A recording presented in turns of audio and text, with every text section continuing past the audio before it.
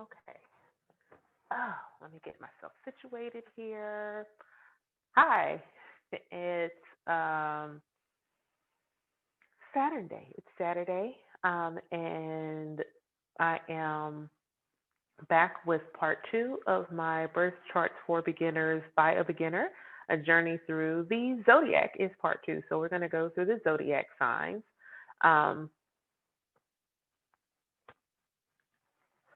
Maybe I can click here. Mm, yes, and there we are. Last video we did was on the birth chart, what everything is.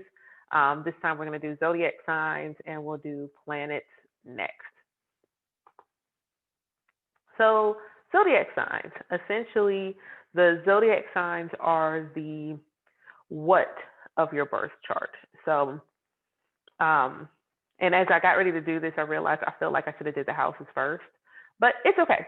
I'm going to just very quick, I won't do each house, but I will do the houses. So the numbers here in the middle, these various sections, circle 360 degrees, divided into 12. These are the areas of your life. So depending on the area, the zodiac sign tells you what you do in that area of life. Okay, so I hope that makes sense. Where, houses, what, zodiac signs. So just some kind of background. Zodiac signs can be grouped by modality. So essentially how their energy behaves. If it's mutable, it's flexible, it's changing, it can go high, low, it's flexible energy. Cardinal is kind of like lead off, in charge, kickstart type of energy. Where fixed is kind of like, this is who I am, this is how I'm going to be, and I'm pretty much going to, chill out right here where I'm at, unless you like really strongly push me. So that's kind of just a very short, basic explanation of modalities. Elements, I don't think I have to explain elements. Earth, air, fire, water, all are represented. All 5 elements. So spirit is represented in some capacity in the fact that it's an archetype of how our spirit behaves in that area of our life. So I feel like spirit is always represented, but there's always duality. So because the act of creation, the creator energy is dual. You have to have masculine and feminine, and not just one. Thus are the elements as well. So spirit is both masculine and feminine. Got it? And then around it, we have fire and air that are masculine, earth and water, which are feminine energy. Okay, so let's get in here. Oh, wait, hold on. Let me move this little doohickey here. Boop. So that way you can actually see the little symbols. So the first sign of the zodiac is Aries, which is I am energy. It rules the first house. The planet that rules Aries is Mars. Now I'm trying to remember my Greek and Roman mythology because I feel like it's the same name for the same deity. But anywho, Aries is cardinal fire. It is masculine energy. Some words, phrases, key themes associated with Aries are drive, passion, leader, self, aggression, force, youth, dynamic, pioneering, courageous, impatient, fast moving. It's often associated with the color red, and the sign Aries rules the head and the eyes. Then we have Taurus, the bull. So Taurus is I build. And don't think this literally in terms of construction but think build in general. So in all the various ways that you build things, that's Taurus energy. So it is the second house ruler. It is ruled by Venus. It is fixed earth. The Taurus sign is feminine. Head first type of energy, so very similar to Aries. It's an earth sign, so it's very connected to the physical world. Not trying to get deep into planets, but Venus is love, but it's also abundance, our senses, the material. So this is why Venus rules Taurus. Think about endurance, things that you build something, it lasts with a Taurus. Five senses, it's sensual, practical, loyal, grounded, patient, steady, stubborn, and materialistic. And it rules the throat and the vocal cords.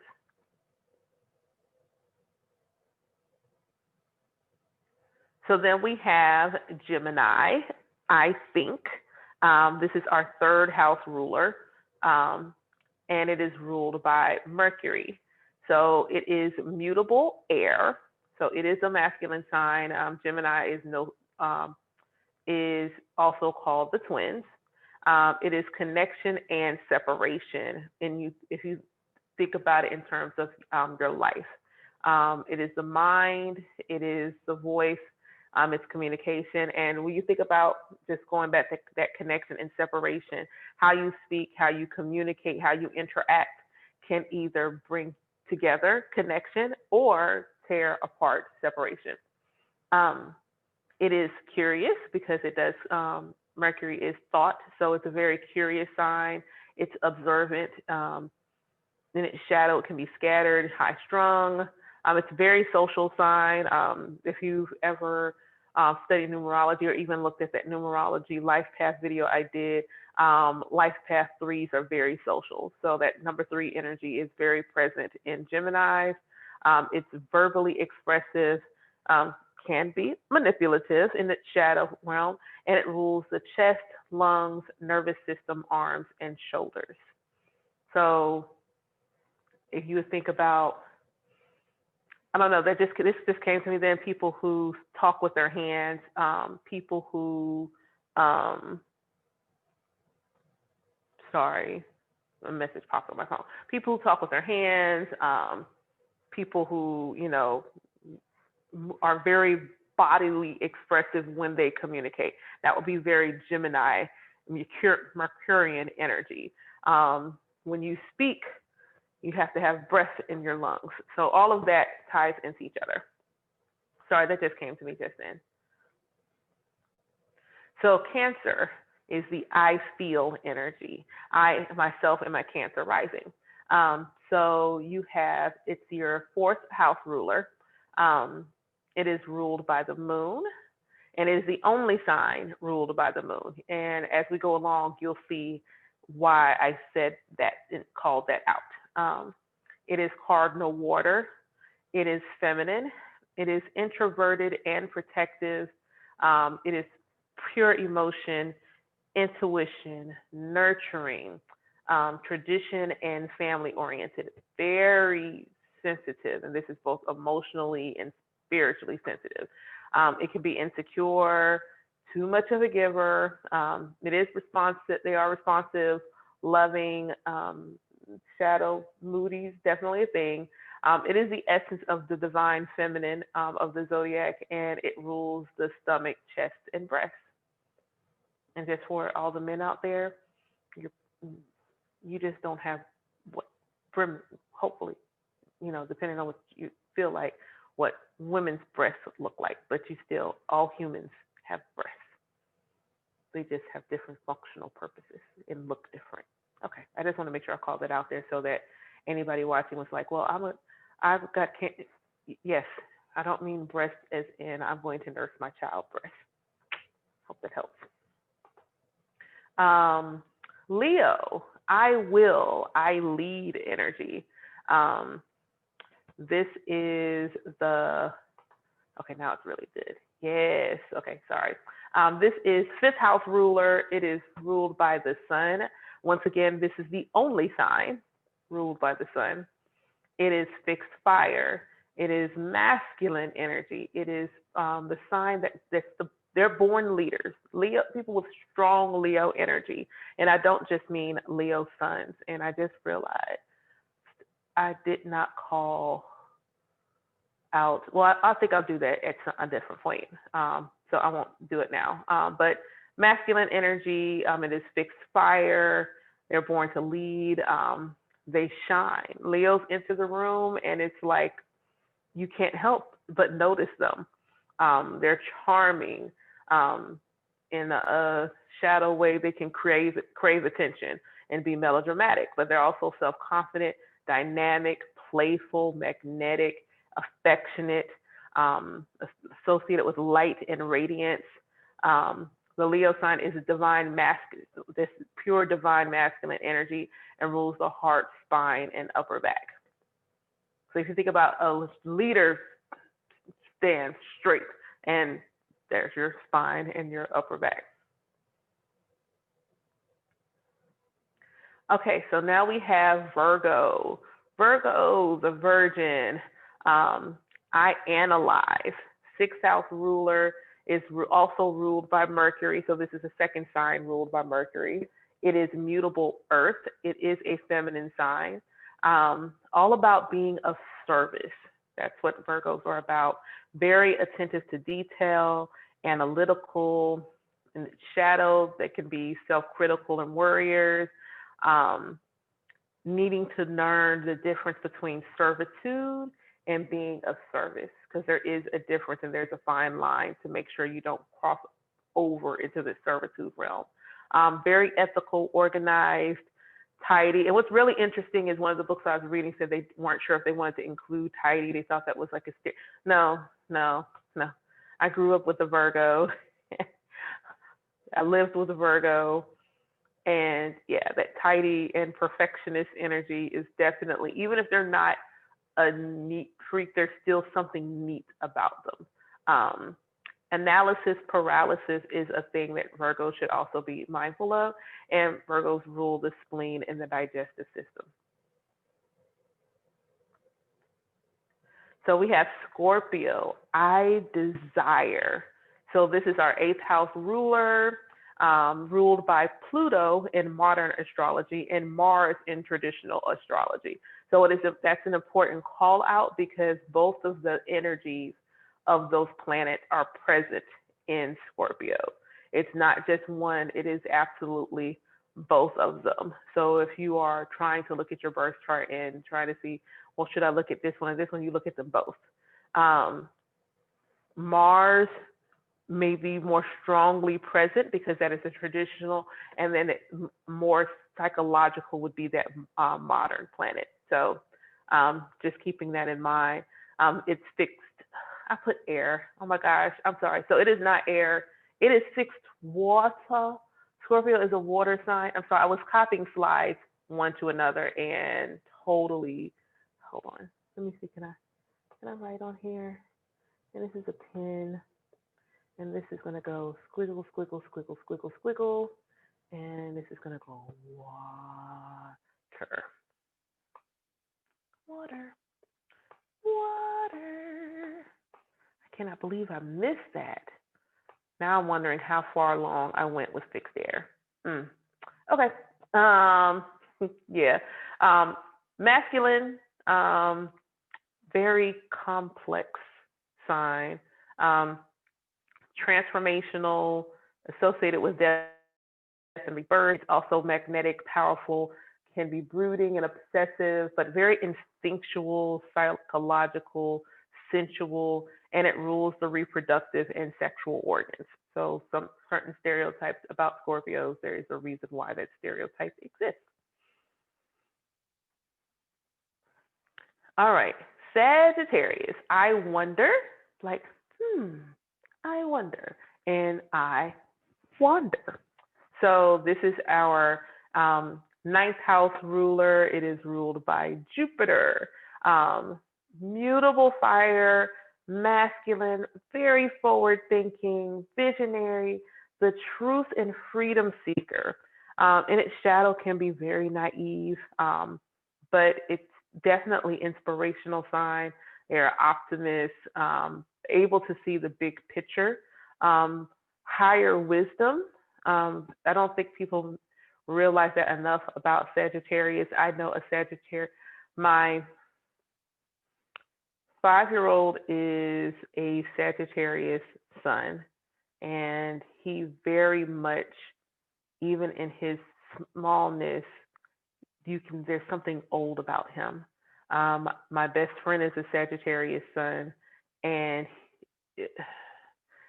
his wisdom is beyond his years. And I also know a Sagittarius rising, who I feel the same way about. Wisdom just beyond their years, just like in the areas where they are knowledgeable, they are gurus, truly, very inspirational individuals, very spiritually in touch, whatever their spiritual paths are. And Sagittarius rules the hips, the thighs, and the liver. All right, so we have Capricorn. I achieve. This is the 10th house ruler. It is ruled by Saturn. It is cardinal Earth. Capricorn is a feminine sign. Yes, I know, ruled by Saturn. It is a feminine sign. All about climbing the ladder of achievement. Responsible, determined, can be controlling and fearful. Because the success is sometimes equated to what other people see as successful, as opposed to having their own internal definition of success. Capricorns are hardworking, law-abiding, sometimes can have a fear of never being enough, definitely strong on the commitment and leadership.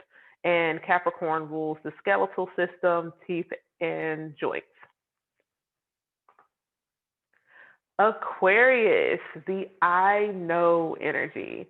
So Aquarius is the 11th house ruler. It is ruled by Uranus in modern astrology and Saturn in traditional astrology. It is fixed air and masculine. It is the sign of individuality. It's also a visionary. Because I am a tropical, and I probably should have said that at the beginning, even though I might have said it in the previous video, but just in case, I'll say it here and now. I'm using tropical descriptors because there are some different adjectives when I kind of looked at sidereal. And even though I do look at my sidereal chart periodically and see where there's overlaps with what's going on in my life, that's not what I'm doing right now. I'm trying to really get myself to where I know tropical really well to make it easier for me to learn sidereal. But yeah, the weirdos, I say that with love and affection, and let my weirdo flag fly. I just let it fly. Unpredictable, inventive, original, socially conscious, emotionally distant, anarchist, sometimes can feel alienated and otherworldly, need to ensure that they're not tempted to portray their convictions, and rules the calves, ankles, nervous system. So for those of you who are beginners like myself, even though this much I did know, but just for anyone else who maybe looks at the imagery that we often see for Aquarius, so it's also known as the water bearer, and thinking, well, it's the water bearer, how is it an air sign? Well, the water bearer is actually in the air. It is in the sky, pouring down the waters from heaven. It's pouring down that divine water from source. So though it is pouring that water down to us, it is still within the realm of air and is thus an air sign. It is all about the thought processes. So hopefully that helps. I thought that was really beautiful to understand why it was the water bearer. What is the water symbolism for? And that's why. And the last of the signs is the Pisces, the I believe. This is the 12th house ruler. It is ruled by Neptune in modern astrology and Jupiter in traditional. So again, Scorpio, Aquarius, and Pisces all have 2 rulers. It is important to keep that in mind when you start really looking at your chart and looking at your houses, because if you're trying to figure out what's going on, you're going to want to look at both of those planets. It is mutable water. It is feminine. Again, a sign that, oh, maybe I didn't. Oh, yes, I did that right. Sorry. You know, I copied slides. So now I'm like, did I do that right? No, I did do it right. In the area of your life, if you think about Pisces, if you're going around the birth chart and it's 12 houses, the 12th house is the last house, but it's also the house just before the first house. So that's why it is also a point of death and rebirth in terms of Pisces. Pisces are said to have been incarnated, if you believe in past lives. They have been every other sign in that particular area. They've already been all of the other ones. So it is definitely one of the wiser signs because it has manifested in all of experience all the other signs. Very, very spiritual, because you think about it, if you've been here like 11 times, and if you think about it in that way, and you're carrying that information forward, you would be very wise, compassionate, highly sensitive, creative, mystical. Definitely needs to, be mindful of boundaries. Extremely extreme empath. Make sure they don't fall into that victim or martyr energy. Manifest and mystical are things that get associated with Pisces. Being mindful of addictive personalities, and it rules the feet, lymphatic system, and the third eye. So that's the end of my PowerPoint. And the next one, we're going to do birth charts for beginners. But I did kind of want to just show you a little bit on the houses. So let me, hold on. Let me do that. Can I get all the way up? No, I'm going to discard. Okay, let's see if I can. Boom. Okay. So here we have a birth chart. And I wanted to show this to you so because that you don't pull your own up and you're like, oh wait, you said Aries rules the first house. That's the energy that's always present in that house.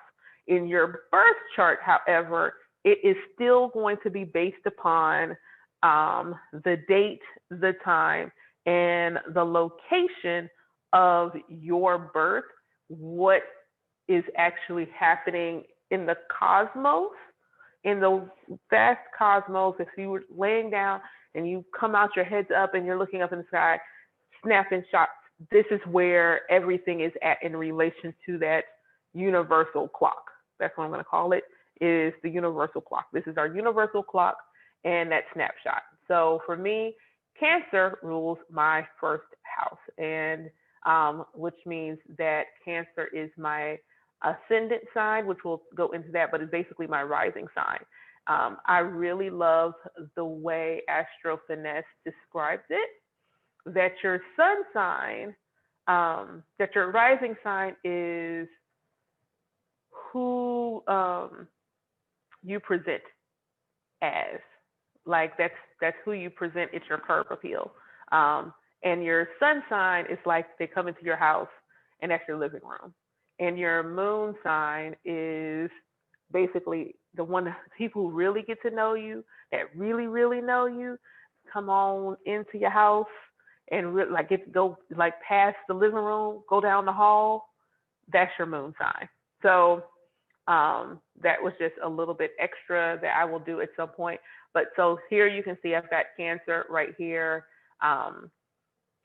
You got Leo. So now I can see like whatever this first house energy is supposed to mean, it would be what would be the Cancer. I'm going to do, I'm trying to see which one I'm going to choose. And be like super duper, super basic. This one.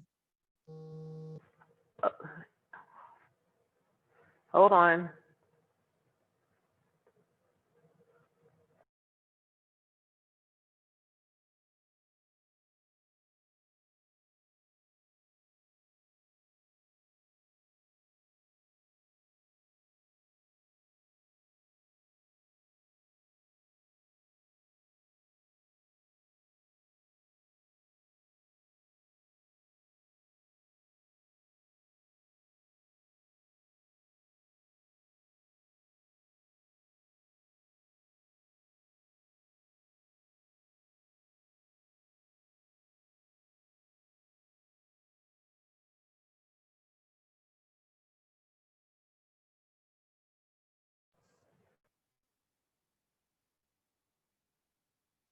My bad. I am so sorry. My BFF called. So I'm so sorry, which means I'm totally about to wrap this up, but I'm not going to fly through because they're not even back home yet. But so this here is Scorpio, and it is in my fifth house. And so the fifth house, one of the things that the fifth house is the things that you love, things that you like your house of creativity, and the things that you love. So for me, this would fall into the realm of Scorpio. So things that I love would probably be dark, transformative, probably in the realm of the occult, in the metaphysical. That would be some of the themes around things that I love, things that I would probably love to create. And so just to show you how that truly plays out in reality, let's take my book. It's called Love, Lust. We're going to point to Scorpio again, and Loss. Scorpio is the sign of death and rebirth. So you think about, and it is the sign that it's sexuality. So I have both sex and death highlighted in my book. There's the poem dedicated to my firstborn son who passed away. There are several poems about the ending of my marriage. So the death of my marriage, that's in there. So again, you see how that plays out. But poetry is something that I love. It's something that I enjoy. So that would be the way that you can kind of see how that energy is playing in my life. So yeah, that's just like a really like totally simple, like simplified way to look at it. I'm trying to think of another good one.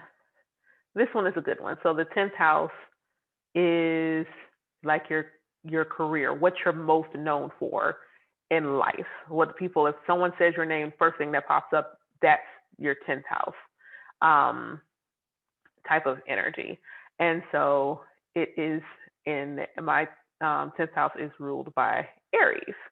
So you think about it again, the Aries is the I am, strong, passionate, dynamic, go-getter type energy. And I can see how people, especially people I work with, would probably say that about me. And just to kind of like make it even funnier, like kind of just take it just one notch further. So the Aries is ruled by the planet Mars, which means the planet Mars also rules my 10th house. So wherever Mars is in my chart also has something to do with my 10th house. So this is over here in my 8th house. So if you remember, the 8th house is ruled by Scorpio. So that means the 8th house is all about the themes related to Scorpio. It's got some other stuff, but it's themes related to Scorpio. And that's where Mars is. So Mars is telling my 10th house that I'm going to be driven, passionate, go-getter in areas related to death and transformation, occult, spirituality, things like that. And so the metaphysical, esoteric things, astrology, stuff like that. So that's where that would be. Pisces, it's ruling my 9th house of higher learning and travel. So I don't travel a whole lot especially not with people. The traveling I have done a lot in my adult life, a lot of it's been by myself. I'll be going someplace with friends for the first time and probably ever. We're in the weekend now, so next weekend for my solar, celebrating my solar return. But yeah, Pisces higher learning, I would, again, another spiritual sign, want to learn about spirituality. And I'm in school now to get my bachelor's in metaphysics. I just finished reading half of module 2 this evening. So that's just a little quickie on how to see some things and how to kind of see what kind of stories it's playing in your birth chart. So I hope that y'all enjoy that. I hope that you got a little something from it, please give me a like, drop in the comments what you thought, if you learned anything. I hope that you did. And subscribe if you're new, you just happen to stumble across this video. Welcome, welcome, welcome to the garden, because I totally didn't introduce myself at the beginning again. I'm gonna have to put a slide in here so I can remember next time. But I'm Naya Shalom. Welcome to Grow with Naya.